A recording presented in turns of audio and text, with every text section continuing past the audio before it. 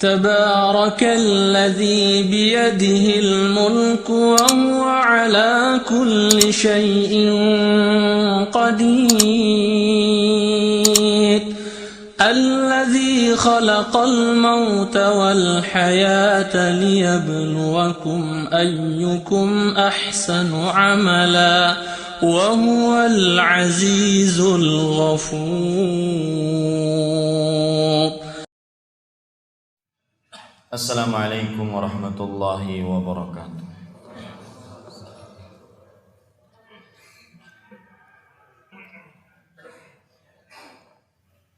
Bismillahirrahmanirrahim. Innal hamdalillah nahmaduhu wa nasta'inuhu wa nastaghfiruh wa na'udzu billahi min shururi anfusina wa sayyiati a'malina. Man yahdihillahu fala mudilla lahu wa man yudlil fala hadiya lahu.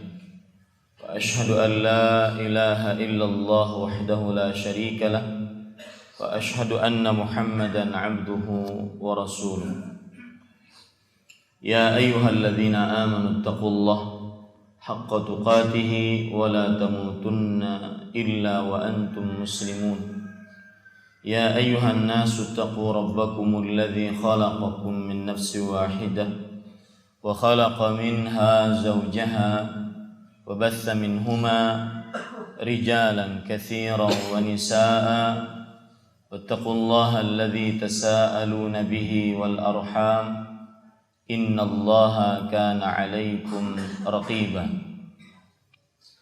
يا أيها الذين آمنوا اتقوا الله وقولوا قولا سديدا يصلح لكم أعمالكم ويغفر لكم ذنوبكم ومن يطع الله ورسوله فقد فاز فوزا عظيما. أما بعد فإن أصدق الحديث كتاب الله وأحسن الهدي هدي محمد صلى الله عليه وعلى آله وسلم وشر الأمور محدثاتها وكل محدثة بدعة وكل بدعة ضلالة وكل ضلالة في النار. Alhamdulillah, kita bersyukur pada Allah Subhanahu wa taala pada hari yang paling mulia di dalam sepekan, bahkan disebut dalam hadis Rasul Idul Muslimin, hari rayanya kaum muslimin, yaitu hari Jumat di tanggal yang ke-6 dari bulan Syawal 1438 Hijriah ini, kita ditakdirkan oleh Allah Subhanahu wa taala untuk duduk bersama di dalam Masjid Imam Syafi'i, Karanganyar, Mataram, Nusa Tenggara Barat, untuk mengkaji ayat-ayat suci Al-Quran dan hadis-hadis Rasul sallallahu alaihi wa ala alihi wasallam. Salawat dan salam semoga selalu Allah berikan kepada Nabi kita Muhammad sallallahu alaihi wasallam, pada keluarga beliau, para sahabat, serta orang-orang yang mengikuti beliau sampai hari kiamat kelak. Dengan nama-nama Allah yang husna dan sifat-sifatnya yang ulia, kita berdoa, Allahumma inna nas'aluka ilman nafi'an wa rizqan tayyiban wa amalan mutaqabbala. Wahai Allah, sesungguhnya kami mohon kepada Engkau ilmu yang bermanfaat, rezeki yang baik, dan amal yang diterima. Amin ya rabbal alamin. Bapak Ibu, saudara-saudari yang dimuliakan oleh Allah Subhanahu wa taala, tema yang kita angkat pada kesempatan pagi ini adalah tema yang berkaitan dengan hati. Dan dalam kunjungan saya pada kesempatan kali ini ke Nusa Tenggara Barat, banyak perkara-perkara yang berkaitan dengan hati yang dikupas.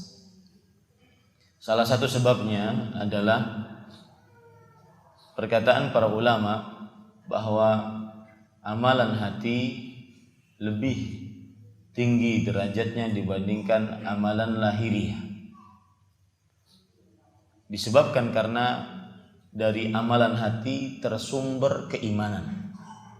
Semua jenis-jenis keimanan berasal dari amalan hati. Misalkan perkataan Syekhul Islam Ibnu Taimiyah rahimahullah di dalam kitab Majmu'ul Fatawa, beliau mengatakan hiya min usulil iman. Amalan hati termasuk dari pokok-pokok keimanan. Maksudnya dari amalan hati ini maka akan tumbuh amalan-amalan yang berkaitan dengan keimanan. Sedangkan keimanan kita ketahui adalah sulbul aqidah, inti dari akidah seorang muslim.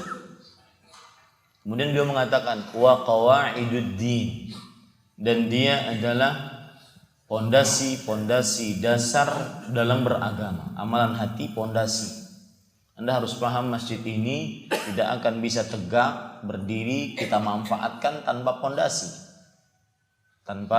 pondasi. Mithlu mahabbatillahi wa rasulih, seperti perasaan cinta kepada Allah dan Rasulnya. Wat tawakkulu 'ala Allah, dan seperti perasaan bertawakal terhadap Allah. Wa ikhlasuddin lillahi wa syukru lahu, memurnikan ibadah untuk Allah dan bersyukur kepadanya. Ini semua amalan hati. Cinta, tawakal, ikhlas, syukur, dan itu pondasi-pondasi dasar. Bahkan ikhlas, contoh misalkan disebutkan oleh Syekh Abdul Muhsin Al-Abbad hafizahullah dalam kitab beliau Al-Fathur Rabbani Syarah Arba'in An-Nawawi, bahwa manzilatul ikhlas, kata beliau, kedudukan ikhlas di dalam beramal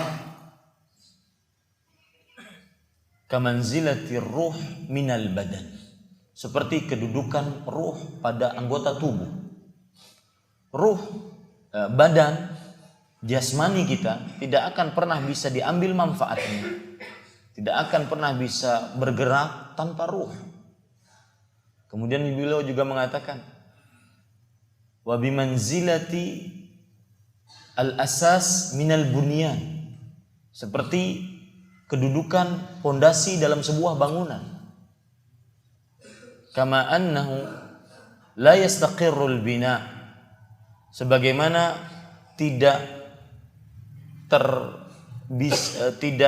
tegaknya sebuah bangunan, wala yastati'u an yuntafa' bihi, dan tidak bisa diambil manfaatnya bangunan tersebut illa bita'ahudi asasihi, kecuali dengan menguatkan pondasinya.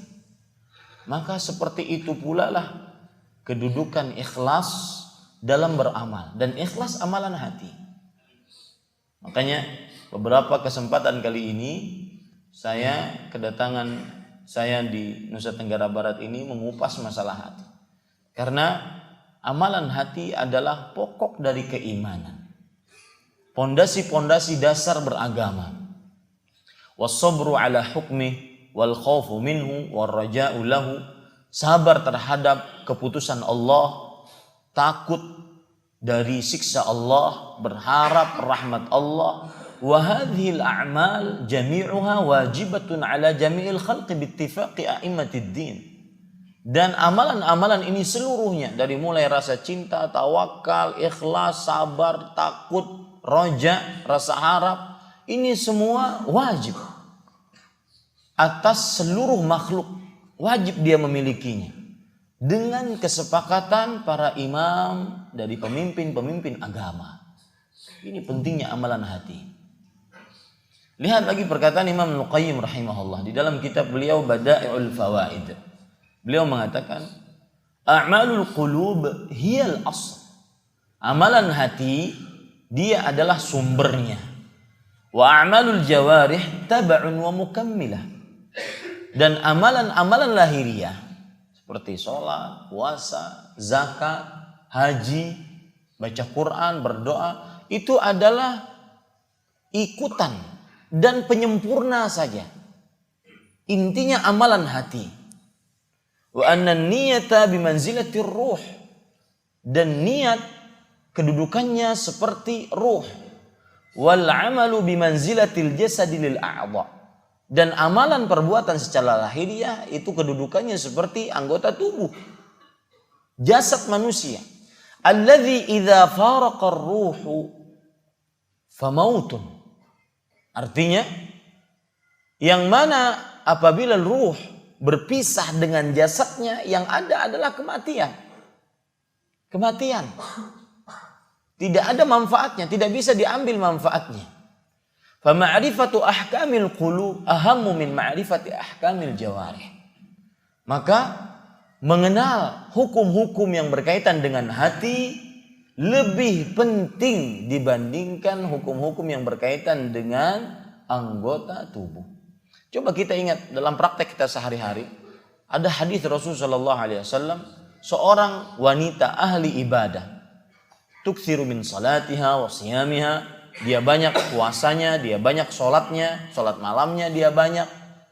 Walakin tu'dhi jiranaha, akan tetapi hatinya kotor. Akibatnya dia menyakiti tetangganya, dia tidak perasaan terhadap tetangganya. Apa kata Rasulullah SAW? Fahiya finnar, dia di dalam neraka. Dia di dalam neraka. Kemudian kebalikannya, orang yang disebutkan sedikit puasanya, sedikit sholat malamnya, maka tetapi dia tidak pernah menyakiti tetangganya, dia hatinya bersih, maka Rasulullah SAW mengatakan hiya fil jannah, dia di dalam surga. Lihat amalan hati yang sangat luar biasa.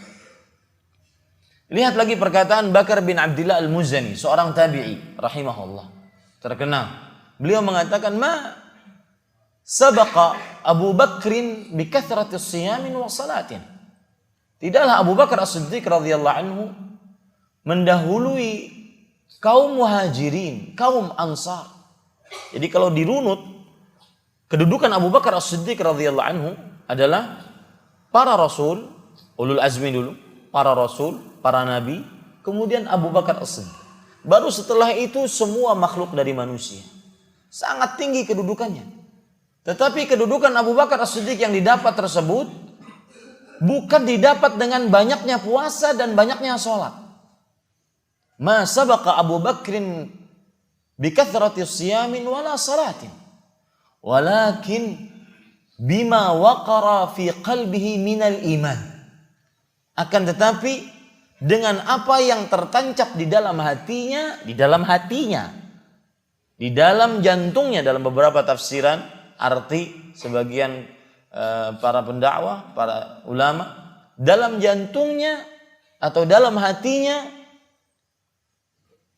apa yang tertancap dari keimanan. Ini yang menyebabkan Abu Bakar As-Siddiq radhiyallahu anhu. Dan subhanallah, kadang-kadang amalan hati beramal, bahkan belum beramal sudah dapat pahalanya. Belum beramal sudah dapat pahalanya.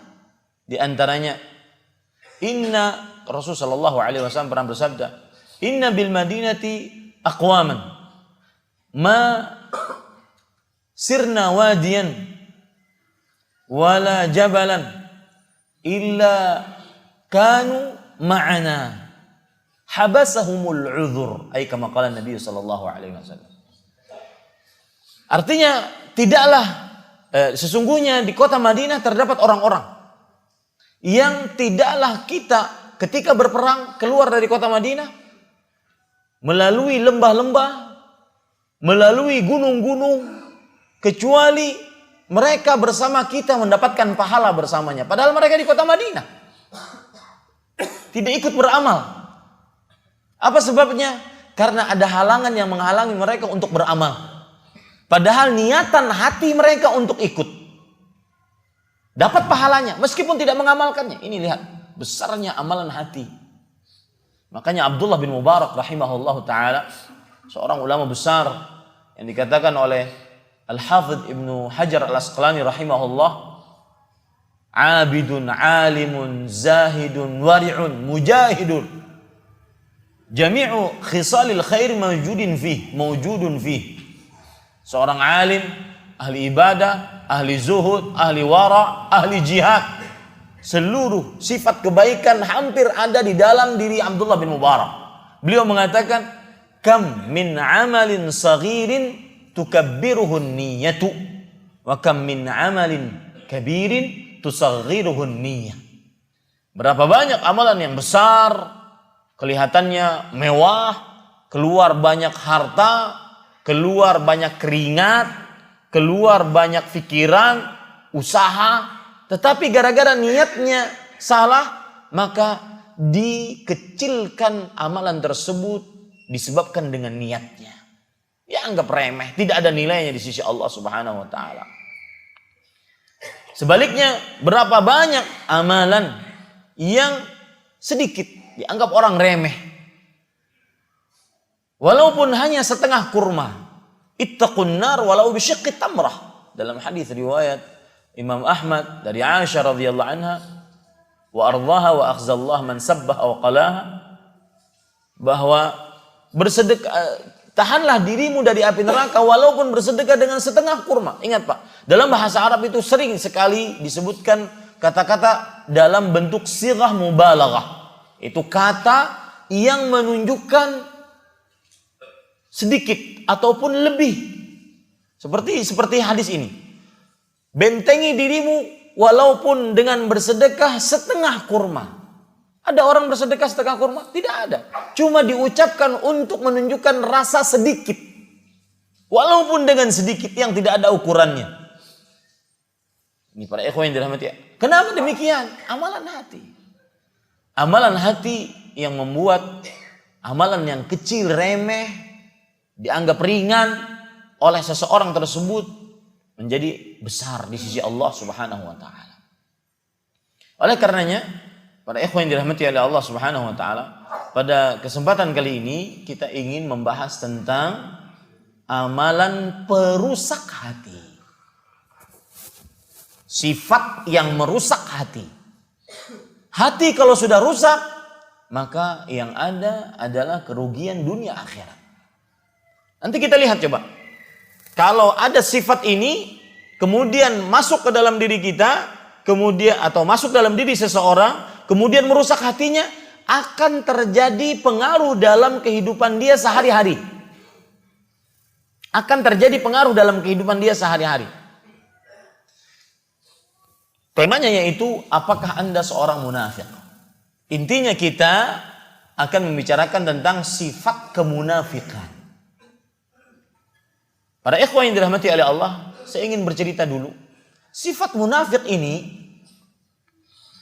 di periode Mekah dalam sejarah Nabi Muhammad SAW belum ada.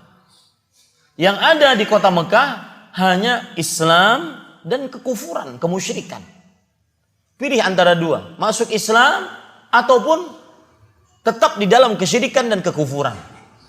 Itu dalam periode Mekah. Selama 13 tahun Nabi Muhammad SAW berdakwah.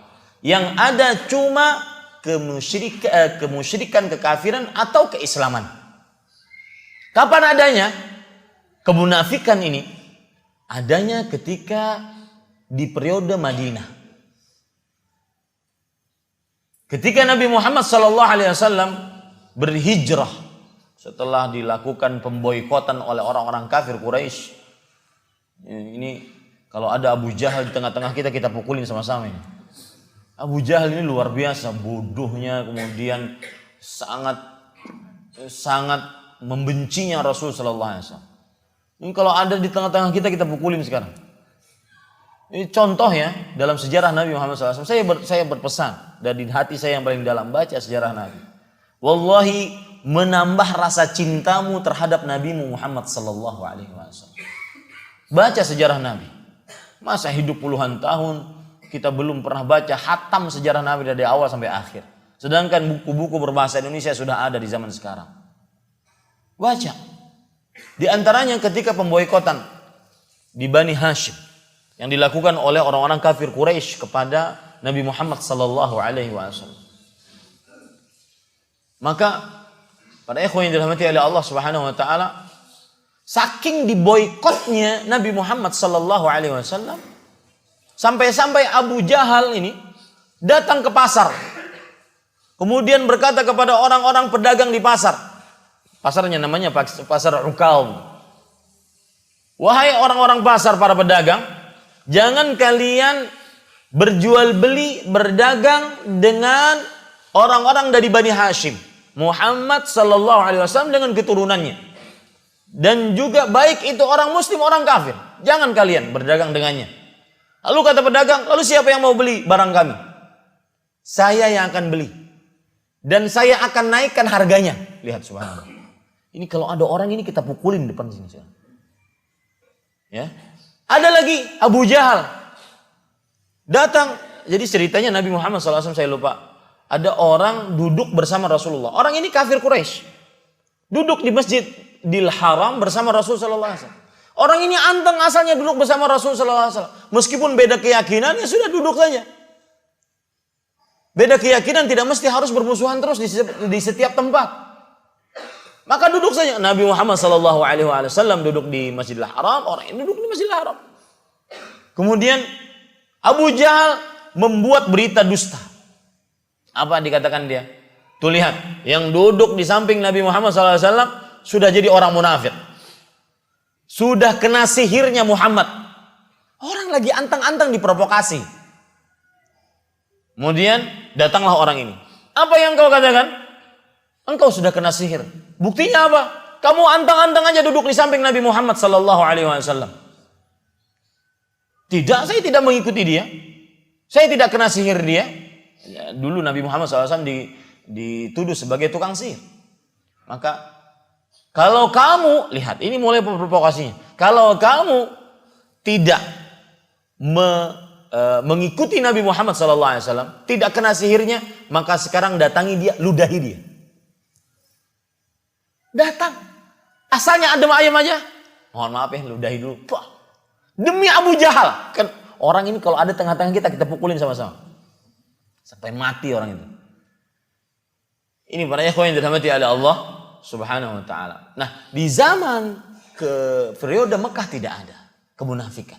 Yang ada di periode Madinah. Kenapa demikian? Nabi Muhammad SAW ketika sudah benar-benar terpojok, dan di sini pelajaran menarik. Allah, wahai para ikhwah, la yukallifullah nafsan illa wus'aha. Yakini itu baik-baik. Ketika Anda mengarungi kehidupan dengan segala macam problematika, dengan segala macam masalah, kesempitan hidup, maka yakini baik-baik. La yukallifullahu nafsan illa wus'aha. Allah tidak membebani seseorang di luar kemampuannya. Maka bersabarlah. Dan yakini baik-baik. Saya ja'alullah ba'da usrin yusra. Setelah kesulitan pasti ada kemudahan. Allah tidak akan mungkin memberikan kesulitan terus-menerus tanpa batas. Sama dengan Nabi Muhammad SAW. Lihat pelajarannya. Dan saya berpesan kepada para asatidz di sini. Ada buku bagus sejarah. Judulnya Fiqhus Sirah Nabawiyah. Mungkin bisa dibacakan nanti Ustaz. Kepada para jamaah sekalian. Jadi bukan hanya sekadar belajar sejarah. Tetapi fikih di dalamnya pelajaran-pelajaran yang begitu menarik. Di antaranya ini. Allah tidak membebani seseorang kecuali sesuai dengan kemampuannya. Setelah kesulitan, semakin kesulitan memuncak, yakin setelah itu sebentar lagi, jangan putus asa. Karena sebentar lagi pasti ada kemudahan. Yakin. Saya ja'alullah ba'da usrin yusra. Allah akan menjadikan setelah kesulitan pasti kemudahan. Yakin itu. Contohnya Nabi Muhammad SAW setelah diboikot, Abu Talib meninggal, Khadijah meninggal, dua orang yang senantiasa membentengi, mendukung Rasul Sallallahu Alaihi Wasallam meninggal. Makanya ada Amul Huzn, tahun kesedihan, kemudian ada peristiwa Isra dan Mi'raj Nabi Muhammad SAW untuk memberikan rasa kegembiraan kepada Rasul Sallallahu Alaihi Wasallam atas apa yang dilakukan oleh Abu Jahal, Abu Lahab, Uqbah bin Abi Mu'ayyid dan kawan-kawannya dari orang-orang kafir Quraisy. Setelah benar-benar terpojok, Bani Hashim benar-benar terpojok, maka akhirnya ada perintah berhijrah. Di situ jalan keluarnya. Ketika berhijrah, buah dari sabar. Hijrah itu buah dari kesabaran. Ketika di Madinah, maka beliau diterima bak raja. Nah, saat diterima bak raja inilah akhirnya ada seorang yang sebentar lagi mengambil puncak kepemimpinan di kota Madinah. Namanya Abdullah bin Ubay bin Salul, Ra'sul Munafiqin, pemimpinnya kaum munafik. Dia akhirnya kalah pamor dengan pendatang baru. Jadi sebenarnya munafik ini adalah turunan penyakit dari hasad. Munafik turunan penyakit dari apa? Hasad. Abdullah bin Ubay bin Salul, dia hasad kepada Nabi Muhammad SAW. Kenapa orang ini baru datang? Kalau di zaman sekarang, Ustadz ini kok baru datang, sudah banyak pengikutnya, saya berdakwah puluhan tahun cuma 15 orang. Ya. Ini kok baru datang, masih muda, gelarnya sama dengan saya, mulai tumbuh. Tetapi kalau seandainya dia sikap frontal, sikapnya benar-benar keras terhadap Nabi Muhammad SAW, orang akan memilih Nabi Muhammad SAW dan meninggalkan Abdullah bin Ubay bin Salul karena sudah rasa cinta sudah ada kepada Nabi Muhammad SAW dari kaum muslimnya, Yahudinya, Nasraninya dengan akhlak beliau. Makanya tidak mungkin sikap keras terhadap Nabi Muhammad SAW. Yang ada adalah bermuka dua. Mulai saat itulah sifat kemunafikan. Yang perlu digarisbawahi di sini, sifat munafik turunan dari sifat hasad. Makanya Allah berfirman di dalam surat Al-Falaq meminta perlindungan dari sifat hasad. Wa min syarri hasidin idza hasad. Dan dari orang yang hasad jika dia hasad. Allah akhirkan minta perlindungan dari sifat hasad tersebut, dari semua sifat-sifat buruk. Min syarri ma khalaq, wa min syarri ghasiqin idza waqab, wa min syarri naffatsati fil 'uqad. Dari keburukan yang tercipta, dari keburukan malam apabila sudah menyingsing, dari keburukan wanita-wanita tukang sihir yang meniup di buhul-buhul. Kemudian dari keburukan hasad jika dia hasad. Kenapa Allah Subhanahu wa taala akhirkan hasad ini? Karena para ulama tafsir mengatakan li'annahu akhassut tabai'. Karena sifat hasad adalah sifat yang paling terburuk. Gara-gara hasad timbul kemunafikan. Gara-gara hasad terjadi maksiat pertama di langit terhadap Allah Subhanahu wa taala. Hasadnya kepada siapa dari siapa? Iblis kepada Adam alaihissalam. Gara-gara hasad terjadi pembunuhan pertama di atas muka bumi. Hasadnya siapa kepada siapa? Qabil kepada Habil. Gara-gara hasad terjadi perbuatan-perbuatan yang kadang-kadang di luar akal manusia. Memisahkan seorang anak dari bapaknya selama 40 tahun. Nabi Yusuf alaihissalam terpisah dari bapaknya Nabi Yaqub selama 40 tahun. Gara-gara al-asbat, anak-anaknya Nabi Yaqub hasad kepada Yusuf alaihissalam. Ya subhanallah. Bapak ibu saudara-saudari yang dimuliakan oleh Allah. Maka kita ingin mendalami sifat munafik ini. Secara bahasa, munafik diambil dari kata-kata dari 3 huruf dasar. Nun, fa, dan qaf. Nafaqa. Nafaqa artinya disebutkan di dalam kitab Lisanul Arab.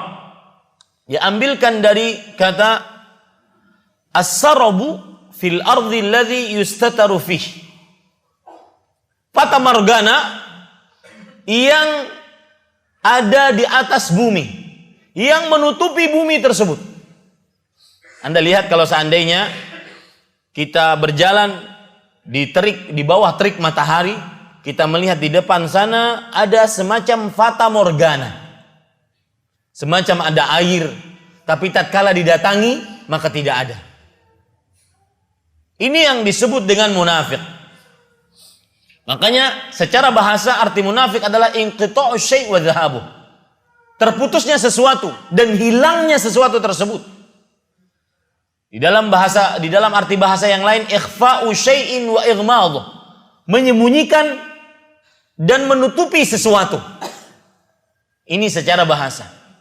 Adapun secara istilah syar'i, disebutkan oleh Ibnu Jurayj di dalam kitab Tafsir Al-Quran Al-Azim, disebutkan oleh Imam Al-Katsir, perkataan Ibnu Jurayj, al-munafiq yukhalifu qawlahu fi'lah wa sirruhu alaniyatah wa madkhaluhu makhrajah wa mashhaduhu maghibah. Orang munafik adalah orang yang perkataannya menyelisihi ucapannya, rahasianya, hal-hal yang tersembunyinya menyelisihi perkara yang terang benderangnya. Sesuatu tempat masuknya menyelisihi tempat keluarnya. Kemudian yang nampak jelas menyelisihi yang tidak nampaknya. Inilah yang disebut dengan munafik. Dan ini pengertian munafik secara rosem, secara nilai, atau secara potret. Anda kalau belajar kalau belajar usul fikih, di dalam usul fikih itu ada namanya pengertian at-ta'rif bil rasm dengan at-ta'rif bil had. Pengertian secara nilai dengan pengertian secara hakiki, secara definisi.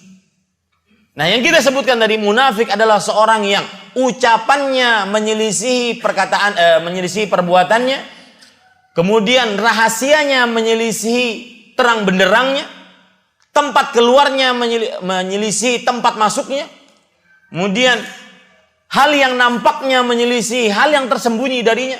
Ini adalah pengertian munafik secara potret, nilai. Secara nilai. Adapun pengertian munafik secara istilah syar'i, izharul khair wa israrus syarr. Ini dia. Memperlihatkan kebaikan dan menyembunyikan keburukan. Ini pengertian munafik secara istilah syar'i. Dan para ulama mengatakan, ulama usul fikih mengatakan, at-ta'rif bil had afdalu min at-ta'rif bil rasm. Pengertian secara hakikat, secara definisi lebih utama dibandingkan pengertian secara potret ataupun nilai. Seperti wajib misalnya. Wajib adalah, kita sering di sekolah dasar, apabila ditinggalkan berdosa, dikerjakan berpahala. Ini pengertian secara nilai, potret. Tetapi pengertian secara hakiki, maka maksudnya adalah sesuatu yang diperintahkan oleh syariat dengan perintah yang keras. Ustuhiqqa tarikuhu amdan mutlaqa. Dan diancam siksa bagi yang meninggalkannya dengan sengaja secara mutlak. Ini para ikhwan yang dirahmati oleh Allah. Sekarang masuk kepada masih masalah pengertian. Macam-macam kemunafikan. Para ulama rahimahumullah setelah melakukan istiqra', penelitian terhadap dalil-dalil dari Al-Quran dan hadis Rasul, maka akhirnya menemukan dua jenis kemunafikan. Munafik yang pertama, an-nifaqul asghar. Sebagaimana ada syirik asghar, maka di sana juga ada nifaqul asghar, kemunafikan kecil. Munafik yang kedua yaitu nifaqul akbar, atau disebut dengan bahasa lain an-nifaq al-i'tiqadi. Nifaq i'tiqad, nifaq yang besar. Nifaq saghir atau asghar disebut nifaq amali. Apa arti nifaq amali? Nifaq amali adalah, perhatikan, tarkul muhafazati ala umuri din sirran wa mura'atuha alanan. Meninggalkan selalu penjagaan terhadap perkara-perkara agama tatkala sendirian, tetapi selalu menjaganya kalau dilihat oleh orang banyak. Ini munafik amali namanya. Contoh, salat rawatib qabliyah ba'diyah. Kalau di masjid semangat, tapi kalau seandainya dikerjakan di rumah, maka dia tidak pernah sholat sunnah di rumah, tidak pernah tahajud, tidak pernah witir. Ini munafik. Kenapa? Karena dia menjaganya tatkala di hadapan orang banyak. Sedangkan meninggalkannya tatkala sendirian. Makanya Rasulullah SAW ingin mendidik kita agar kita terlepas dari orang munafik dan agar kita ikhlas beribadah kepada Allah. Dengan cara bagaimana? Beliau mengatakan afdhalus salati ba'dal fardhah fi baitihi illa al-maktubah. Afdhalus salati fi baitihi illa al-maktubah. Hadis riwayat Bukhari. Seutama-utama salat seseorang di rumahnya kecuali salat wajib. Coba Anda rasakan salat qabliyah, ba'diyah di rumah. Itu kalau sudah sampai rumah, lepas peci, lepas baju, ya, lepas jenggot. Iya, susah. Di rumah susah. Maksud saya lepas jenggot, semuanya ditonton. Ya. Lupa yang disampaikan oleh Ustadz di Masjid Imam Syafi'i Karanganyar. Semuanya ditonton, sinetron, Indiahe, nehihe. Ya, ditonton. Jenggotan, jenggotmu kemana? Kau nonton Mahabharata? Mana ini asar pengaruh dari jenggotnya kemana? Nonton entertainment, gosip-gosip artis. Maka bersyukurlah yang tidak punya televisi di rumah. Ini para ikhwan. Ini namanya nifaq amali. Apa pengertiannya? Meninggalkan perkara-perkara agama atau selalu meninggalkan perkara-perkara agama tatkala sendirian dan mengerjakannya tatkala di tengah orang banyak. Ya, hati-hati ini. Ini nifaq amali atau nifaqul asghar, nifaq kecil, nifaq amal. Contohnya nifaq i'tiqadi, nifaqul akbar adalah an yudhhiral Islam wa yubtinul kufur, memperlihatkan keislaman dan menyembunyikan kekafiran. Nah, ini bedanya nifaq asghar dengan nifaq akbar, nifaq amali dengan nifaq i'tiqadi. Siapa yang bernifaq i'tiqadi atau nifaq akbar ini, mereka lah orang-orang munafik di zaman Rasul sallallahu alaihi wasallam yang sering mencela Rasulullah sallallahu alaihi wasallam dan para sahabatnya. Seperti mereka mengatakan, "Ma ra'aina arghaba butunan wa akdzaba alsunan wa ajbana 'inda liqa min haula min mithlu haula'i qurra'ina." Artinya, kami tidak pernah melihat orang yang buncit perutnya, sering banyak makan, tapi suka dusta dan paling pengecut ketika bertemu dengan musuh. Itu seperti orang-orang ahli baca Quran kita ini, menuduh Nabi dan para sahabatnya. Ini mereka nifaq i'tiqadi. Ini mereka nifaq akbar. Dan hampir semua ayat-ayat dalam Al-Quran menunjukkan kata munafik, munafik i'tiqadi, munafik akbar. Seperti misalkan Allah Subhanahu wa taala berfirman di dalam Al-Quran, "Innal munafiqina fid darqil asfali minan nar." Sesungguhnya orang-orang munafik di dalam kerak api neraka yang paling dalam. Surah An-Nisa surat keempat ayat 145. Di dalam dasar neraka yang paling dalam. Ini adalah orang-orang munafik i'tiqadi, keyakinan. Karena tidak mungkin mereka akan selama-lamanya di dalam neraka kalau seandainya hanya melakukan maksiat. Karena keyakinan ahlus sunnati wal jamaah, orang yang bermaksiat dia tetap akan keluar dari api nerakanya Allah Subhanahu wa taala, sebagaimana yang kita pelajari tadi malam. Yakhruju minan nar akhira man fiha, akhira man kharaja minan nar, yakhruju rajulun kharaja minan nari habwa. Orang yang paling terakhir keluar dari api neraka yaitu seorang laki-laki yang keluar dalam keadaan merangkak. Kenapa dia dikeluarkan? Karena ada mithqala dzarratin min khair. Dalam riwayat yang lain min iman, ada semacam biji sawi dari kebaikan, seberat biji sawi dari keimanan. Maka dia pasti keluar dari api neraka. Nah, orang munafik tidak akan pernah keluar dari api neraka. Yang dimaksud adalah munafik i'tiqadi, munafik akbar, yang mengatakan saya muslim tetapi hatinya kafir. Saya muslim tetapi hatinya kafir. Ini para ikhwan yang dirahmati oleh Allah Subhanahu wa taala. Itu pembagian orang-orang munafik atau sifat munafik.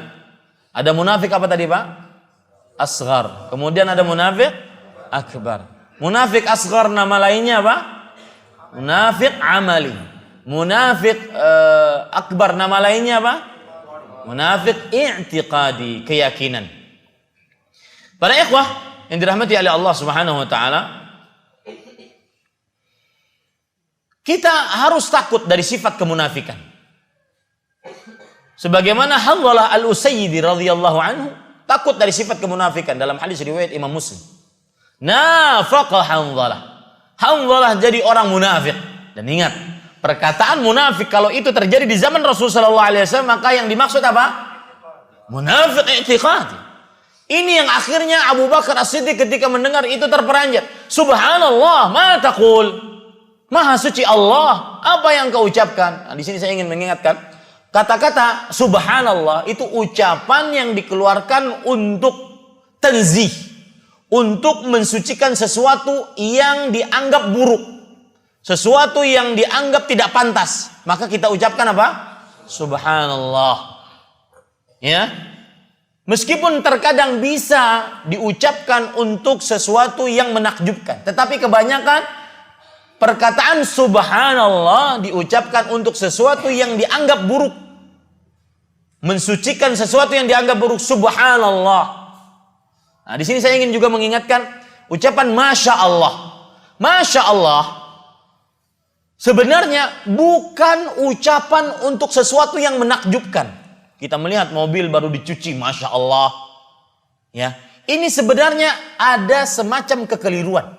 Karena Rasulullah sallallahu alaihi wasallam bersabda, "Idza ra'aita min akhika ma yu'jibuk, fad'u lahu bil barakah." Jika engkau melihat dari saudaramu sesuatu yang menakjubkanmu, maka doakan untuknya dengan keberkahan. Maka ucapan yang paling pantas ketika kita melihat sesuatu yang menakjubkan adalah Allahumma barik, atau mubarak, atau tabarakallah. Ini yang lebih pantas. Atau bisa mengucapkan masya Allah tabarakallah. Masya Allah tabarakallah. Adapun hadis yang mengucapkan jika engkau melihat sesuatu yang menakjubkan dari saudaramu, maka ucapkanlah masya Allah la quwata illa billah. Ini lemah hadisnya. Ini lemah hadisnya. Dan sebagian orang berdalil dengan surat Al-Kahfi. Ya, surat Al-Kahfi yang menceritakan tentang dua orang petani.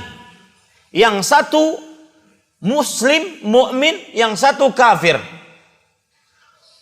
Yang petani kafir ini disebutkan dalam surat Al-Kahfi surat ke-18 dari mulai ayat ke-25. Ya, ke-25. Atau ke-24 saya bacakan, wa kana lahu thamarun faqali sahibi wa yuhawiru an aktsaru minka mala wa azzu nafara. Orang kafir mengatakan kepada kawannya yang muslim, petani yang kafir mengatakan kepada kawannya yang muslim, dia memiliki kebun yang benar-benar sudah berbuah, sudah mau dipanen. Dia mengatakan kepada kawannya yang muslim, ana aktsaru minka malan wa azzu nafara. Aku lebih banyak harta dibandingkan engkau. Dan aku lebih mulia dibandingkan engkau. Karena banyak harta tadi. Wa dakhala jannatahu wa huwa zalimun li nafsi. Lihat ini nih. Lalu orang kafir ini, petani kafir ini masuk ke dalam kebunnya. Dan dia sedang menzalimi dirinya sendiri. Caranya dia menzalimi dirinya sendiri bagaimana? Dia pertama tidak percaya terhadap kehidupan akhirat. Dia yang kedua kufur nikmat. Kufur nikmat. Ketika dia memasuki kebunnya, dia mengatakan, "Ma'adhunnu an tabida hadhihi abada." Aku tidak kira, tidak akan pernah mengira. Tidak, bahasa kita, mustahil kebun ini akan hancur. Mustahil kebun ini akan rusak. Ya, tidak akan pernah rusak selamanya ini. Saking gembiranya dia melihat pertaniannya, perkebunannya mau dipanen, berbuah. Maka wa ma adzunnu as-sa'ah qa'imatan. Dan aku tidak kira hari kiamat akan tegak. Dia dia mengingkari hari kiamat. Wala in rudittu ila rabbi la ajidanna khairan minha munqalaba. Kalau aku dikembalikan kepada Rabbku, aku akan mendapati kebun itu masih ada. Maka orang yang muslim, petani yang muslim mengingatkan, qala lahu sahibuhu wa yuhawiru, akafarta billadhi khalaqaka min turabin thumma min nutfatin thumma sawwaka rajula, lakinnahu wallahu rabbi wa la usyriku bi rabbi ahada.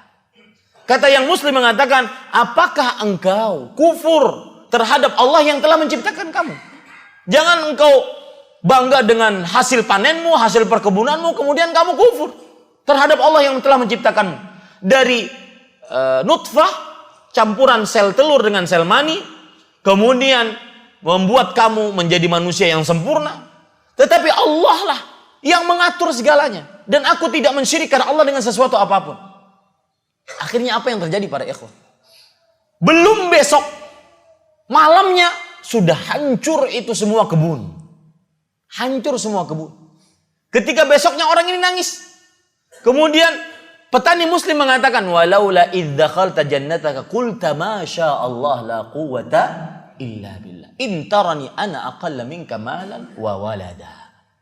Kalau seandainya kemarin engkau masuk ke dalam kebunmu yang mau panen tersebut dan engkau mengucapkan masya Allah la quwwata illa billah. Jadi ucapan ini bukan untuk ucapan takjub. Ucapan ini agar menghindarkan diri kita dari kufur nikmat. Ya, rubah sekarang.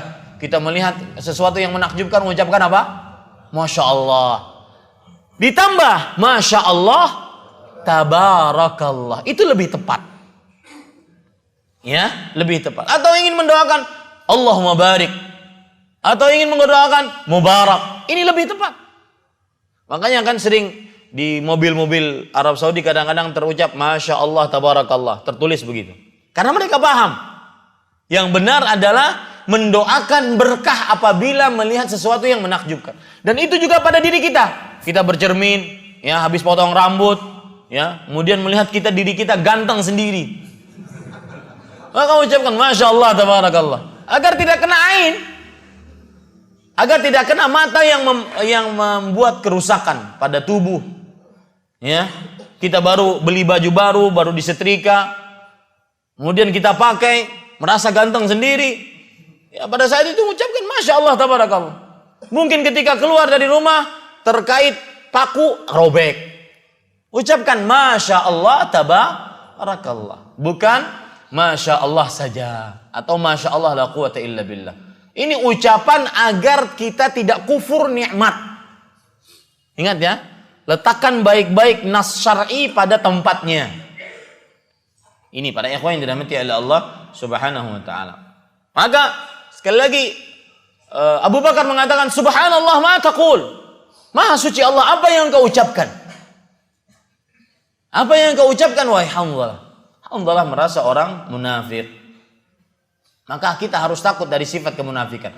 Sebab kenapa kita takut dari sifat kemunafikan adalah karena hati ini berbolak-balik. Dalam hadis riwayat Imam Ahmad, "Ma summiyal qalbu illa litaqallubih." Tidaklah qalbu dinamakan qalbu kecuali karena berbolak-balik hatinya. Kamathali rishah fi ghusni syajarah yuqallibuha ar-rih dhahran li batn, kata Rasulullah SAW. Seperti bulu ayam yang apabila dia tergantung pada sebuah ranting pohon, kemudian dia diterpa oleh angin. Angin tersebut membolak-balikan bulu ayam tersebut sekehendaknya. Kadang perutnya, kadang punggungnya. Begitulah hati manusia. Imam tadi misalkan mau apa? Ngangkat-ngangkat suara ketika imam. Apakah mau menghayati Al-Quran, mau mentadaburi Al-Quran, ataupun mau memperbagus bacaan Al-Quran sebagaimana yang diajarkan oleh Rasulullah SAW, ataukah ingin riya di hadapan manusia? Maka bedanya sangat tipis para ikhwan. Dan itu sering berubah-ubah hatinya. Ini para ikhwan yang dirahmati Allah. Maka kita harus takut, ya, harus takut. Baik. Sekarang para ikhwan yang dirahmati oleh Allah Subhanahu wa taala, saya akan sebutkan potret-potret kemunafikan. Sehingga tema kita, apakah Anda seorang munafik? Itu benar-benar kita bisa jawab. dalam diri kita? Apakah potret-potret itu ada di dalam diri kita? Apakah Anda seorang munafik? Yang pertama, para ikhwan yang dirahmati oleh Allah Subhanahu wa taala, dan yang pertama ini menarik, ayatnya menarik. Yaitu penyakit hati. Hatinya penuh dengan penyakit. Allah Subhanahu wa taala berfirman dalam surah Al-Baqarah ayat 10. Fi qulubihim marad fazadahumullahu marada wa lahum 'adzabun alimun bima kanu yakdzibun. Di dalam hati mereka, orang-orang munafik, terdapat penyakit. Maka Allah tambahkan penyakit pada hati-hati mereka. Dan bagi mereka siksa yang pedih terhadap apa yang telah mereka dustakan. Di sini kita ambil pelajaran. Contoh potret orang munafik adalah orang yang di dalam hatinya terdapat penyakit hati. Salah satu bentuk penyakit hati adalah mendustakan agama Allah. Mendustakan ayat-ayat Allah. Tidak percaya dengan hadis-hadis Rasul. Ini penyakit hati. Dan ini pelajarannya. Taib. Kita bisa ambil pelajaran dari ayat ini juga adalah bahwa jangan pernah nyoba-nyoba maksiat. Karena sekali maksiat, maka dia akan membuat orang kecanduan.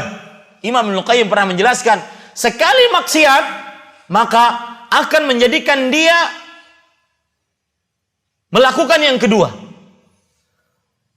Maka yang kedua akan menjadikan dia melakukan yang ketiga. Akhirnya maksiat tersebut menjadi ringan. Kemudian setelah itu menjadi remeh.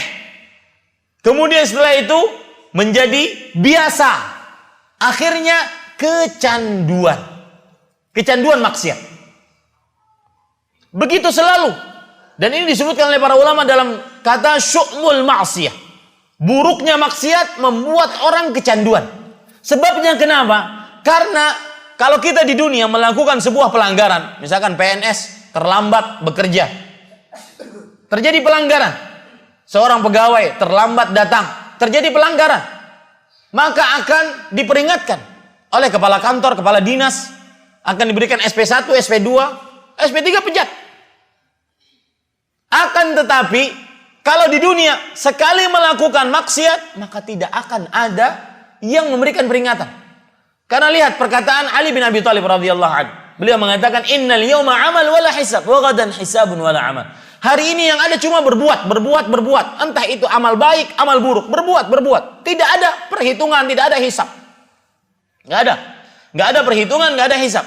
Jangan berharap Anda ketika mengoplos, memalsukan, berbuat curang dalam jual beli, Anda akan dihukumi oleh Allah di dunia. Tidak akan. Jangan berharap Anda ketika meninggalkan sholat Anda akan diadili oleh Allah. Tidak ada. Tidak ada pengadilan di dunia. Tidak ada hisab di dunia. Makanya akibat inilah orang akhirnya kecanduan. Bahkan subhanallah para ikhwan yang dirahmati oleh Allah Subhanahu wa taala. Ada riwayat, saya pernah baca kitab At-Tawwabin yang ditulis oleh Ibnu Abi Dunya. Diceritakan bahwasanya seorang ahli azan di masjid. Dulu azan tidak ada mikrofon, pembesar suara, maka azannya di atas menara. Suatu ketika dia azan di atas menara, terlihat di bawahnya seorang perempuan di dalam rumah. Hatinya biasa saja, terlihat perempuan, saya mau azan, selesai. Hari besok dia menganggap sepertinya ada sesuatu yang indah kemarin. Ada sesuatu yang cemerlang di sebelah sana. Ada apa ya? Akhirnya dia azan, mulai melirik ke sana. Ternyata terlihat lagi perempuan tersebut. Lihat, mulai. Akhirnya dia rubah jalan rute dari masjid yang aturan lurus belok kanan. Belok melewati rumah perempuan tersebut. Ternyata perempuan tersebut adalah seorang wanita pekerja seks komersial. Lalu setiap hari dia lewat. Setiap kali lewat jalan di depan rumahnya dia berhenti. Perempuannya menyanyi.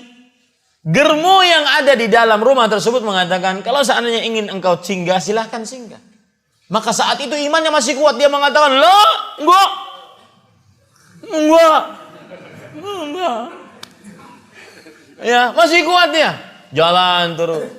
Hari kedua sudah mulai melemah. Silahkan singgah wahai saudaraku. Lah. Sudah mulai melemah. Kalau tadi lu, sekarang lah. Enggak. Hari yang ketiga dia mengatakan, ya, baik. Suaranya keras tapi baik gitu. Saya akan duduk. Sediakan saya di sebuah tempat, sedangkan dia di tempat yang lain. Dan harus ada hijab di antara kita. Harus ada hijab. Ya, itu saja sudah salah sebenarnya. Akhirnya setiap hari sudah ke rumah. Masjidnya lupa sudah, masjid lupa. Ya, lihat, maksiat membuat orang kecanduan. Akhirnya apa? Wanita tersebut terus menyanyi. Dan akhirnya si Germo mengatakan, kalau seandainya kita buka hordennya, tidak ada yang melarang. Maka dia mengatakan saat pertama, enggak. Masih kuat. Dirayu akhirnya, iyalah. Sesudah bertumbul, berdua, hari pertama tidak ada apa-apa. Hanya sekedar melihat. Hari kedua, tambah senang, qad syaghafaha hubba. Maka semakin dia cinta, kata sang wanita mengatakan. Dan memang yang banyak mengganggu laki-laki perempuan. Makanya Allah berfirman, az-zaniyatu waz-zani. Wanita pezina dan laki-laki pezina. Kenapa disebutkan perempuan dahulu dibandingkan laki-laki? Karena yang paling banyak mengajak dan menggoda adalah para perempuan. Beda dengan mencuri. As-sariqatu was-sariqu was-sariqatu. Laki-laki pencuri dan perempuan pencuri. Karena yang banyak mencuri sebenarnya adalah laki-laki. Ini salah satu isyarat yang ada dalam hadis tersebut. Kemudian para ikhwan yang di dalam ayat tersebut. Kemudian para ikhwan yang dirahmati oleh Allah. Akhirnya, alhamdulillah. Rupanya mungkin disebabkan ibadah yang selama ini dia lakukan, dia ditolong oleh Allah Subhanahu wa taala. Ketika perempuan tersebut mengatakan, "Ma yamna'uka an ta'mala bi?" Apa yang menahan engkau untuk melakukan ini? Kita cuma 2 orang, tidak ada yang melihat. Maka dia mengatakan, "Yamna'unillah." Yang melarangku adalah Allah Subhanahu wa taala. Maka kemudian dia katakan, "Selamat tinggal cintaku." Yes. Dia tinggalkan demi Allah Subhanahu wa taala. Ini para ikhwah. Ini alhamdulillah masih ditolong. Ada riwayat yang lain disebutkan, ada cerita yang lain disebutkan oleh Imam Ibnu Qayyim rahimahullahu taala. Yaitu ketika para sahabat waktu itu entah membuka penaklukan kota apa atau negeri apa. Kemudian ada sahabat waktu itu ingin menggempur sebuah benteng dan mereka sudah mengepung benteng tersebut. Para sahabat Nabi radhiyallahu anhu. Ternyata ada yang murtad karena melihat seorang perempuan. Kemudian seorang ini yang murtad ini mengatakan, datang ke rumah perempuan tersebut. Kata si perempuan, "Madza aratta?" Apa yang engkau inginkan? Maka sang laki-laki tersebut, inni uridu an uzawwijak, an atazawwaja ma'ak. Aku akan menikahi engkau. Maka perempuan ini mengatakan, "Ana Nasraniyah wa abi la yuzawwijuni minka."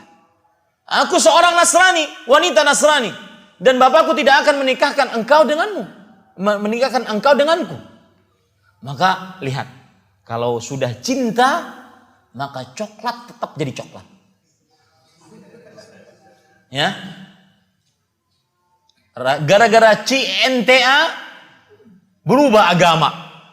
Dia mengatakan, "Idzan atanassar." Kalau begitu, aku menjadi orang munafik.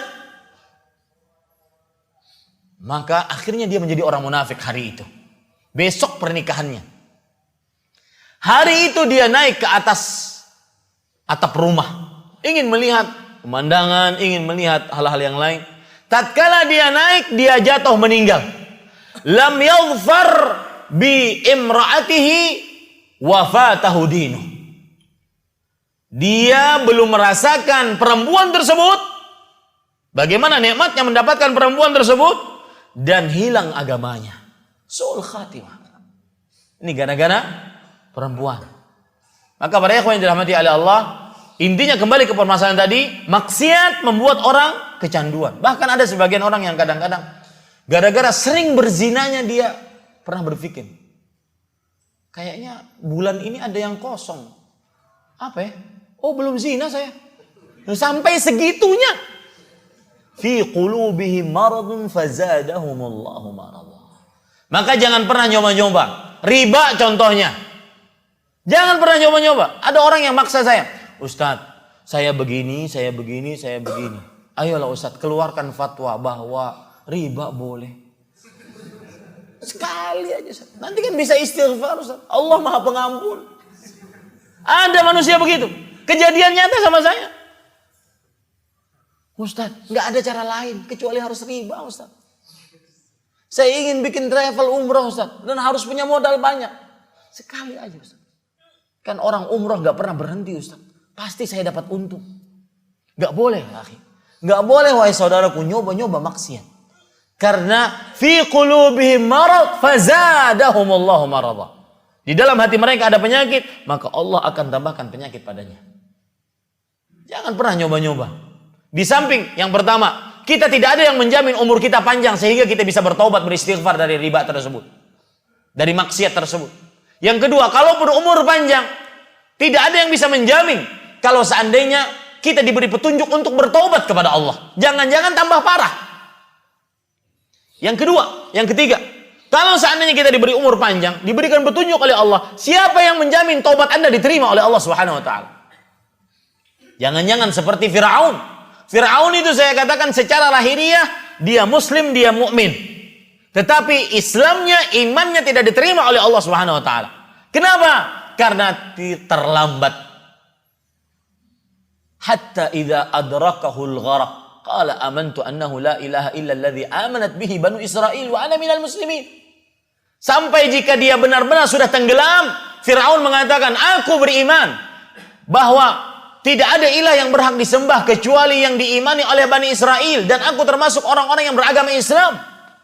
Apa kata Allah? Al-an wa qad asaita qablu wa kunta minal mufsidin. Sekarang baru beriman. Dulu engkau ahli maksiat.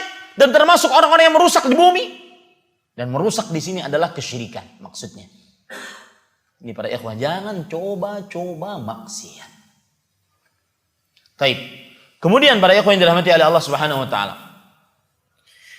Yang kedua yaitu, nah ini penting ini. Anda bisa mendeteksi diri Anda sebagai seorang munafik atau bukan, lihat apakah Anda tetap terperosok ke dalam syahwat yang diharamkan atau tidak.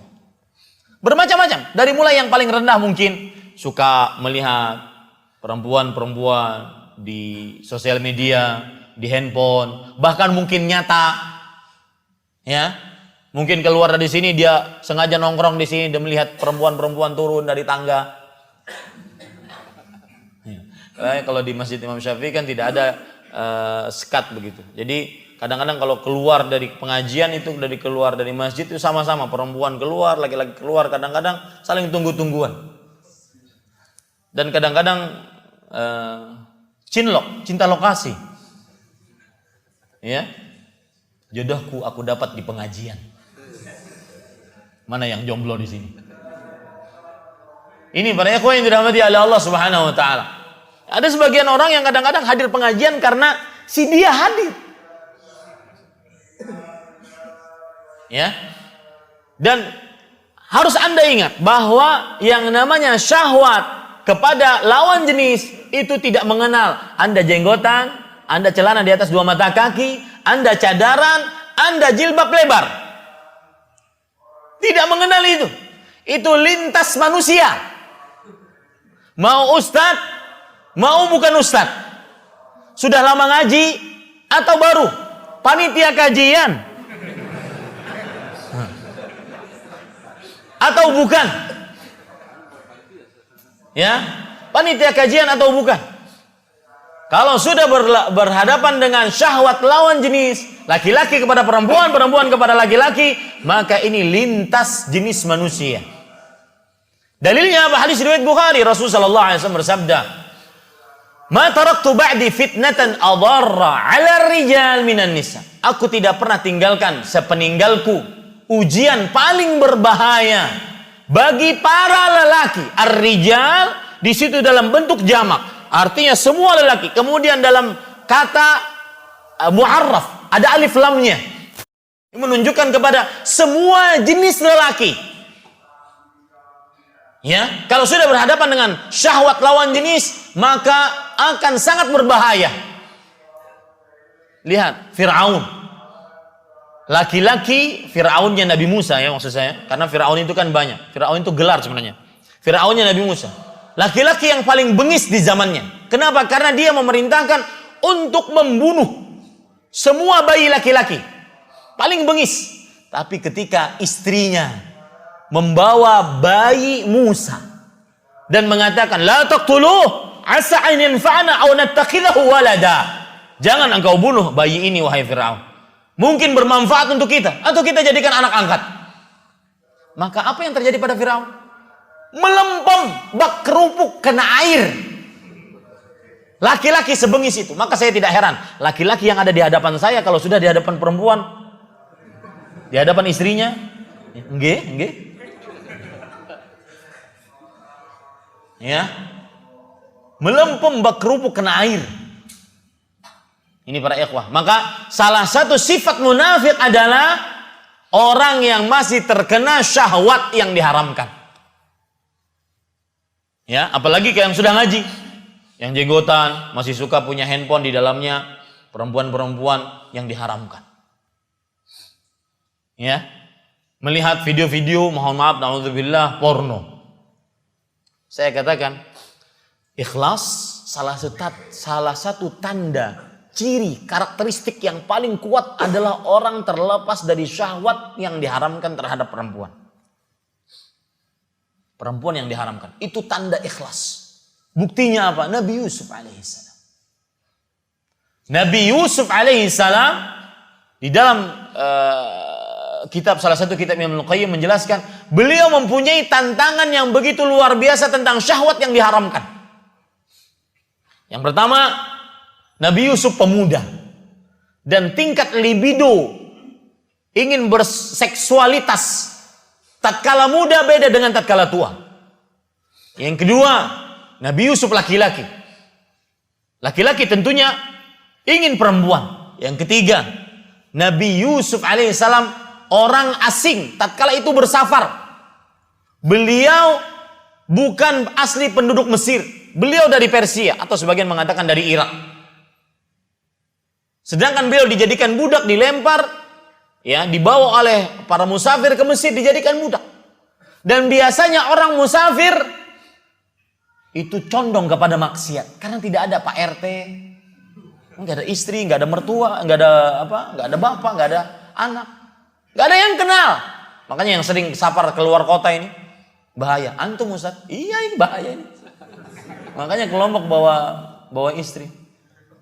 Kalau enggak nyari yang kedua nanti. Bahaya. Sering keluar safar bahaya. Apalagi waktu itu saya diundang ke Australia. Subhanallah, antum lihat kadang-kadang Allah membuat hikmah di dalam penciptaannya. Itu ada para di Australia. Kalau seandainya kita melihat ada sebagian orang-orang yang gembel di samping jalan, itu seperti artis di negara kita, mukanya gembelnya orang Australia. Saat itu saya sendirian, musim dingin. Nah, gimana coba? Nabi Yusuf alaihissalam budak wajib taat kepada majikannya. Mau diapakan saja. Berdiri, duduk, telanjang, berbaju. Kemudian Nabi Yusuf alaihissalam, beliau waktu itu mempunyai jasa kepada tuannya. Tuannya yang menyelamatkannya, yang memasukkannya ke istana, yang menghidupinya, memakaninya, punya jasa. Kemudian yang mengajak perempuan, istrinya gubernur Mesir, Zulaikha dikatakan. Perempuannya cantik. Kalau tidak percaya perempuan Mesir cantik, pergi ke Mesir sana. Yang kedua, yang ngajak perempuannya. Jadi Nabi Yusuf alaihissalam tidak perlu sweet. Yang ketiga, perempuan tersebut adalah penguasa di istana tersebut. Makanya disebutkan dalam ayat Al-Quran, wa ghallaqatil abwab, dan pintu-pintu ditutup. Maksudnya apa? Atas perintah Zulaikha, tidak boleh dibuka kecuali dengan perintahnya. Coba. Dan beliau Nabi Yusuf selamat. Allah berfirman, kadzalika linasrifa anhu as-su' wal fahsya innahu min ibadina al-mukhlasin. Demikianlah kami jauhkan dari Nabi Yusuf keburukan, perbuatan nista. Sesungguhnya Nabi Yusuf alaihissalam termasuk hamba-hamba kami yang ikhlas. Lihat. Disebutkan oleh Allah mendapatkan gelar ikhlas, mukhlasin atau mukhlisin, dua-duanya sama. Tatkala terlepas dari syahwat perempuan. Kebalikannya berarti orang yang tidak ikhlas, bermuka dua, munafik, maka dia sangat erat dengan syahwat yang diharamkan terhadap perempuan. Ngomong-ngomong Pak, itu aktornya Nabi Yusuf kita keluarin, kita letakin Ahmad Zainuddin di dalamnya. Apa yang terjadi? Kalau Nabi Yusuf alaihi salam baju belakangnya robek, kalau Ahmad Zainuddin bajunya yang mana yang robek? Loh kan? Sampai Ustadz sendiri mengklaim saya semuanya Ustadz. Serendah itu keiman saya. Ini menunjukkan satu hal yang paling penting. Apa itu? Yaitu tatkala seseorang tidak diberikan kesempatan bermaksiat, saat itulah dia mendapatkan nikmat Allah yang terbesar. Tidak diberikan kesempatan untuk memakan harta riba karena dia bekerja di tempat yang halal. Tidak diberikan kesempatan untuk berzina karena dia sudah punya istri. Tidak diberikan kesempatan untuk melakukan hal-hal yang diharamkan. Itu nikmat Allah terbesar yang perlu kita syukuri. Seseorang tidak diberikan kesempatan untuk bermaksiat. Intinya, salah satu potret orang munafik adalah dia sangat rentan dengan syahwat kepada lawan jenis dan syahwatnya diharamkan. Karena tidak sah. Sebagaimana firman Allah dalam surah Al-Ahzab ayat 32, "Fala takhda'na bil qaul fayatma'a alladhi fi qalbihi maradun." Maka janganlah para wanita melemah lembutkan ucapannya, maka orang-orang yang di dalam hatinya terdapat penyakit akan tamak terhadap wanita tersebut. Di dalam kitab Jami'ul Bayan bi Ahkamil Quran, Jami'ul Bayan fi Ta'wili Ayil Quran, yaitu dalam kitab tafsir Imam Ibnu Jarir At-Tabari mengatakan, fayatma'u alladhi fi qalbihi marad. Maka orang yang di dalam hatinya ada penyakit akan tamak terhadap wanita tersebut. Fahuwa li dha'fi imani fi qalbih. Imma syakun fil islami munafiq. Itu disebabkan karena lemahnya iman di dalam hatinya. Sebabnya adalah mungkin karena ragu-ragu tentang keislamannya, maka dia orang munafik. Nah, lihat. Ya. Fahuwa lidzalika min amri yastakhifu bihududillah wa imma mutahawinun bi ityanil fawahish. Oleh karena dia munafik, akhirnya dia meremehkan maksiat-maksiat yang berupa fahisyah, perbuatan zina, keji, dikejikan oleh akal dan syariat. Dan imma ataupun dia meremehkan perbuatan fahisyah tersebut. Para ikhwah, saya di rumah mertua di Gunung Sari, itu ada yang lagi memelihara ayam jago. Mungkin lagi ramai ini saya lihat orang-orang jualan ayam jago. Ayam jagonya dikurung, ada beberapa, ada 2, ada 3 gitu. Nanti datang nih betina, penebar pesona. Ya, kemudian dia berkokok, pak pak pak. Ini yang jago, semuanya berkokok. Dan saya videokan itu, subhanallah. Iya. Ini kok aneh sekali, orang siang-siang tidur dia berkokok ramai sekali. Ternyata ada betina penebar pesona. Subhanallah. Lihat, saya kemudian tanya kepada paman-paman saya di Gunung Sari, ini kok seperti ini? Apakah memang seperti itu di dunia perayaman? Maka beliau mengatakan, iya benar. Ya, lihat, binatang saja kalau seandainya betinanya tebar pesona, maka jantannya akan berkokok dengan kencang. Dan lihat, kokoknya ayam yang ketika dia tergoda dengan betina beda dengan kokoknya ketika dia berkokok benar-benar jantannya. Lihat, beda. Antum perhatikan saja di dunia perayaman. Iya, betul ini. Ini menunjukkan bahwa syahwat terhadap lawan jenis itu lintas manusia, bahkan lintas jenis makhluk. Subhanallah. Jangan tertipu ya, yang jenggotan di hadapan saya ini. Jangan tertipu, yang cadaran. Beberapa kali saya dapati kadang-kadang yang cadaran ada yang berzina, na'udzubillah. Seperti yang saya ceritakan, anak pesantren, lulus pesantren, hafal ayat Al-Quran, hadis Rasul. Setiap kali liburan di pesantrennya, dari pesantrennya, melakukan perbuatan mesum dengan lawan jenis. Ini para ikhwan yang dirahmati Allah. Dan siapa yang mempunyai penyakit itu, segera bertobat. Dan hilangkan semua kebiasaan. Semua sarana, lepaskan dari dirinya. Karena itu salah satu yang sangat luar biasa, mengganggu manusia. Kemudian yang ketiga, potret orang munafik yang ketiga adalah sombong dan menyombongkan diri. Sombong dan menyombongkan diri.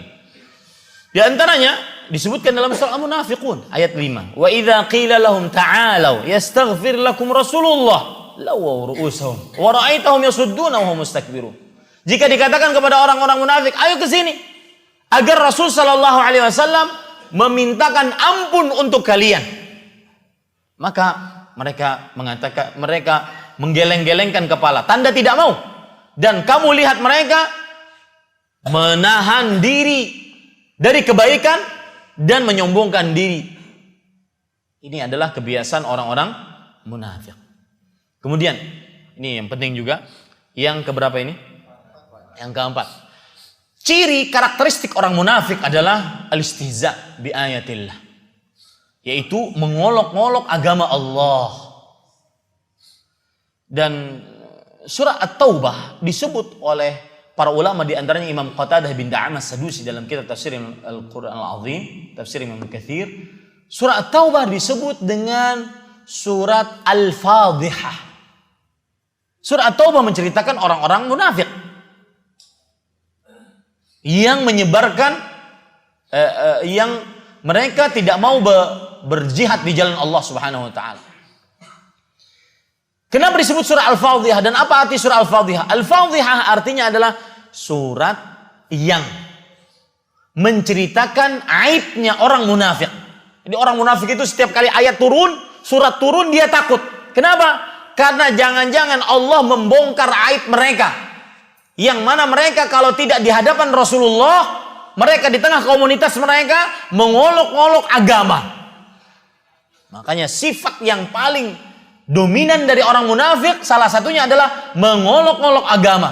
Allah berfirman dalam surah At-Taubah, "Yahdharul munafiqun an tunazzala 'alaihim suratun tunabbi'uhum bima fi qulubihim.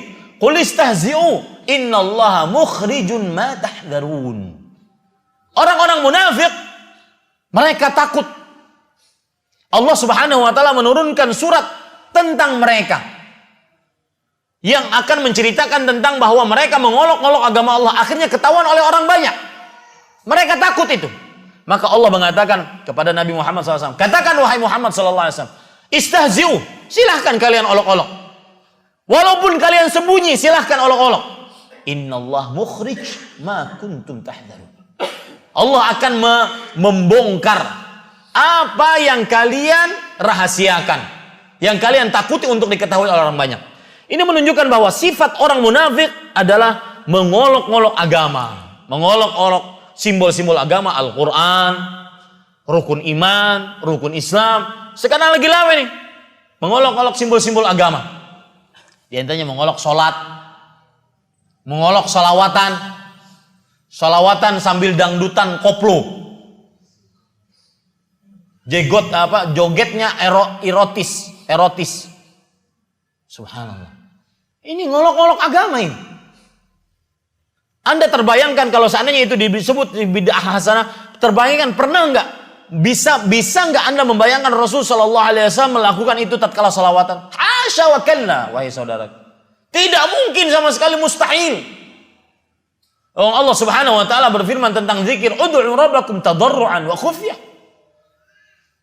Sebut Rabb kalian, berdoa kepada Rabb kalian dengan tunduk dan dengan tersembunyi, suara yang lirih, agar lebih khusyuk di dalam hati. Ini kok salawatan dangdutan, ngolok-ngolok agama ini. Ya, ngolok-ngolok tata cara sholat. Ini para ikhwan yang dirahmati oleh Allah Subhanahu wa taala. Ayat yang saya bacakan tadi adalah surah At-Taubah ayat 64. Kemudian para ikhwan yang dirahmati oleh Allah Subhanahu wa taala, sifat orang munafik yang lain yang sangat luar biasa adalah muwalatul kafirin, loyal terhadap orang-orang kafir. Di antara sifat loyal terhadap orang-orang kafir adalah menyerupakan diri dengan orang-orang kafir tersebut. Dan ada penemuan menarik tentang menyerupakan diri. Disebutkan oleh Syekhul Islam Ibnu Taimiyah rahimahullah ketika beliau menafsiri hadis riwayat Imam Abu Daud, man tashabbaha biqaumin fahuwa minhum. Barang siapa yang menyerupakan diri dengan suatu kaum, maka dia bagian dari kaum tersebut. Disebutkan di dalam kitab beliau Iqtida'us Shiratal Mustaqim. Dan ini kitab bagus dibaca, terutama yang berkaitan dengan akidah, loyal, wala dan bara. Disebutkan kata beliau, penemuan menarik dari man tashabbaha biqaumin fahuwa minhum. Siapa yang menyerupai suatu kaum, maka dia bagian dari kaum tersebut. Kata beliau, inna tashabbuha fil zahir yurithu al-mahabbata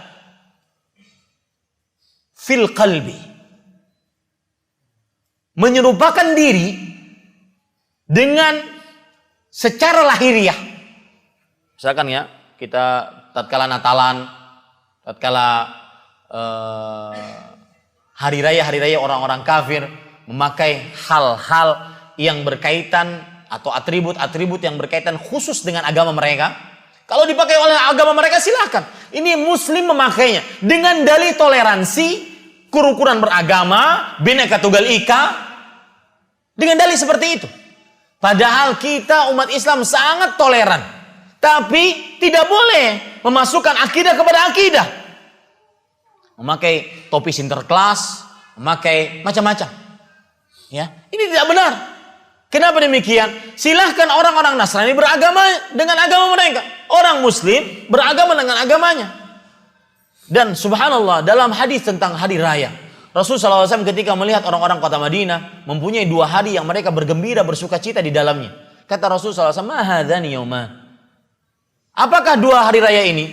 Kata para sahabat yang tinggal di kota Madinah, hadza yaumu id kunna fil jahiliyah nafrahu bihima. Ini adalah hari raya kita. Kita di masa jahiliyah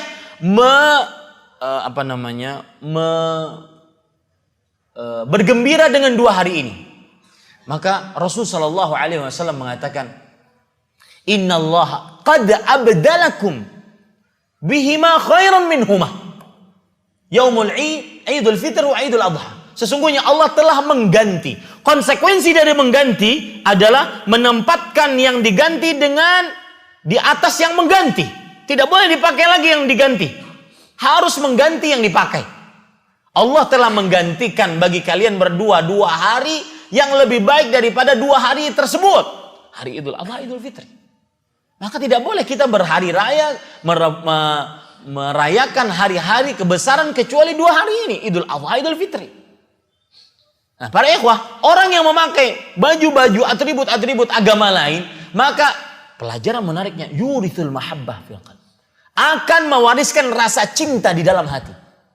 Maka sedikit sekali orang yang memakai atribut orang-orang kafir, dia akan mengingkari kekafiran dan kesyirikan orang-orang kafir dan orang-orang musyrik. Itu pasti, lihat saja.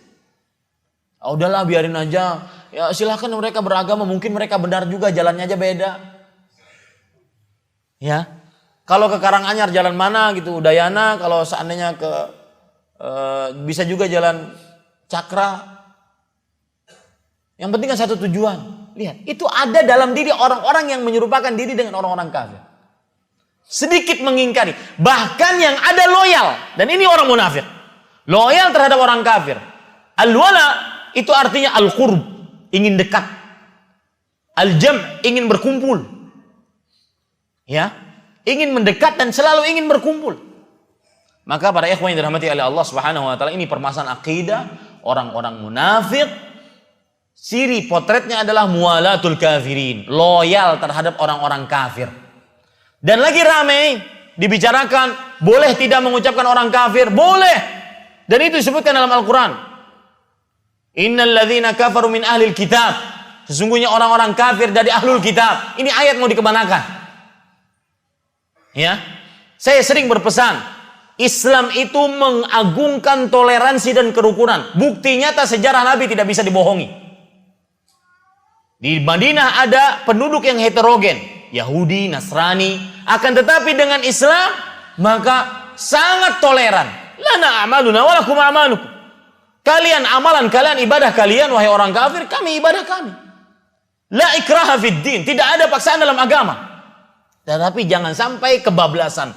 Toleransi akhirnya mencampurkan akidah. Orang yang mensyirikkan Allah sama dengan orang yang mentauhidkan Allah. Ini toleransi gaya apa? Laqad kafara alladziina qalu innallaha tsalitsu tsalatsa. Sesungguhnya telah kafir orang-orang yang mengatakan Allah itu 3 dalam 1, 1 dalam 3. Ini ayat dimanakan bagi orang-orang yang tidak mau mengatakan orang Nasrani, orang Yahudi kafir. Ayat dikemanakan ini? Ini para ikhwan yang dirahmati oleh Allah Subhanahu wa taala. Baik, para ikhwan yang dirahmati oleh Allah Subhanahu wa taala, sekarang kita masuk kepada mohon maaf ya, agak panjang sedikit, yaitu obat agar tidak menjadi orang munafik. Masih banyak sebenarnya sifat-sifat yang sangat dominan dari orang munafik. Yang pertama, bersegera di dalam sholat. Tidaklah imam mengangkat takbir kecuali dia ada di belakangnya. Dalam hadis riwayat Imam At-Tirmidzi, maka orang seperti ini akan apabila melakukannya selama 40 hari, dia akan terlepas dari sifat kemunafikan dan sifat penghuni neraka. Yang kedua yaitu belajar ilmu agama. Belajar ilmu agama. Ini akan melepaskan seseorang dari kemunafikan. Rasulullah SAW bersabda, 2 sifat yang tidak akan pernah terkumpul dalam diri orang munafik. Akhlak yang baik dengan fiqhu fiddin. Belajar ilmu agama. Dalam ilmu agama. Yang ketiga, bersedekah. Orang munafik, mohon maaf, yang mempunyai sifat bakhil. Kalau ingin bersedekah, nanti besok saya makan apa ya? Ingin bersedekah, nanti saya bagaimana ya? Ya, maka orang yang bakhil ini adalah sifat orang munafik terkenal. Dah, obatnya bersedekah. Makanya para ikhwah, dalam sedekah, kenapa orang mampu bersedekah? Karena dia yakin di dalam hatinya. Tidak ada kemunafikan di dalam hatinya. Dia yakin Allah Subhanahu wa taala akan menggantinya. Kita jujur Pak, kasat mata, kalau kita bersedekah, kita punya duit 50.000, kita bersedekah 30.000 atau 10.000. Jujur sekarang kepada saya, apa yang Anda pikirkan di dalam pikiran Anda? Berarti uang kita berkurang. Itu kan? Sebenarnya tidak. Sebenarnya yang dijalankan di jalan Allah itulah duit Anda. Yang Anda pegang itu bukan duit Anda. Yang Anda pegang, kalau Anda mati saat itu adalah duit harta waris Anda. Maka orang yang bersedekah, itu amalan sangat luar biasa. Kenapa? Karena di dalamnya ada keyakinan. Dan menghilangkan sifat munafik. Dia yakin Allah akan mengganti. Dia yakin Allah akan mengganti dengan yang lebih baik. Maka akhirnya dia bersedekah kepada Allah Subhanahu wa taala. Dia yakin Allah Maha Kuasa. Maka coba lihat antum, surat Al-Baqarah ayat 154, perintah untuk bersedekah. Ya ayyuhalladzina amanu anfiqu min thayyibati ma kasabtum. Wahai orang yang beriman, bersedekahlah kalian dari harta yang kalian dapatkan, dari yang baik-baik. Kemudian dari ayat 155 sampai 160, ayat kursi, kemudian cerita tentang Nabi Ibrahim berhadapan dengan seorang yang musyrik. Kemudian cerita tentang menghidupkan orang kembali. Kemudian cerita tentang Nabi Ibrahim minta diperlihatkan bagaimana Allah menghidupkan burung yang sudah mati. 4 burung disembelih, kemudian dimix jadikan satu. Kemudian dilempar sana, lempar sini, kemudian datang lagi burung tersebut. Itu semua di ayat 161 Allah kemudian berbicara tentang sedekah. Itu semua tujuannya apa? Hai, wahai kalian orang-orang yang masih bakhil, orang-orang yang masih kikir, pelit, medit. Bahasa Lomboknya apa?